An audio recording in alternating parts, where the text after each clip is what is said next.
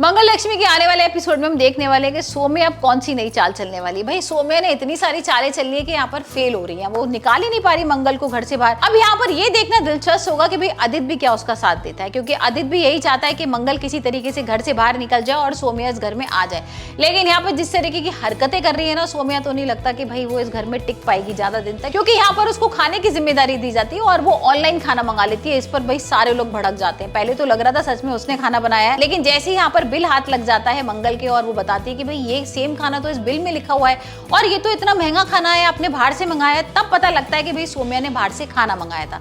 और इस बात को लेकर तो कुसुम को भी बहुत गुस्सा आने लगता है और आदित्य को भी नहीं समझ में आता कि भाई आदित्य को, क्योंकि एक पल के लिए ना आदित्य को ये लगा था कि भाई इतना टेस्टी खाना बनाती है सौम्या, अब तो मैं सौम्या को यहाँ से जाने नहीं दूंगा। लेकिन अब जैसे ही पता लगता है ना बाहर का खाना है, तो यहाँ पर आदित्य भी भड़क जाता है सौम्या के ऊपर और यहाँ पर भाई सौम्या का सारा प्लान खराब हो गया। वहीं हम देख रहे हैं कि मंगल ने ना सौम्या के पेरेंट्स को भी फोन किया है कि आप किसी तरीके से भाई सौम्या को यहाँ से ले जाइए, लेकिन यहाँ पेरेंट्स बात करने को तैयार ही नहीं है।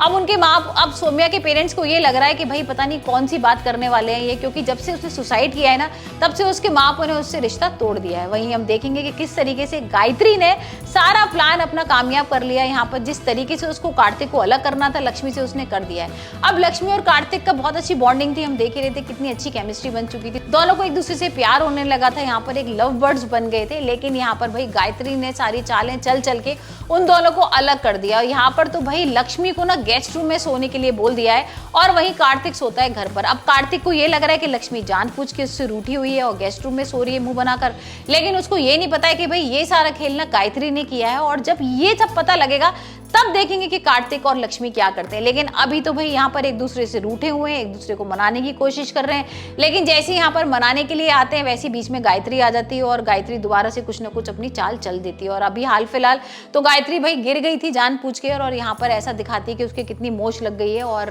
कार्तिक उसको बेड वगैरह पे लिटाल देता है, उसकी देखभाल करता है। और वहीं वो बोलते हैं कि कार्तिक तुम चले जाओ अपनी रिकॉर्डिंग में और लक्ष्मी यहाँ पर देख लेगी। अब ये सारी चीजें वो तब करती है जब कार्तिक और लक्ष्मी बात करने के लिए होते हैं। यहाँ पर लक्ष्मी अपनी सारी चीजें क्लियर कर रही होती है, लेकिन उससे पहले यहाँ पर गायत्री ये सब नाटक कर देती है। तो देखते हैं इन दोनों का पैचअप कैसे होगा। क्या मंगल आएगी इन दोनों का पैचअप कराने के लिए या फिर ये खुद दोनों ही एक दूसरे से बात करके सारी चीजें सॉल्व कर लेंगे।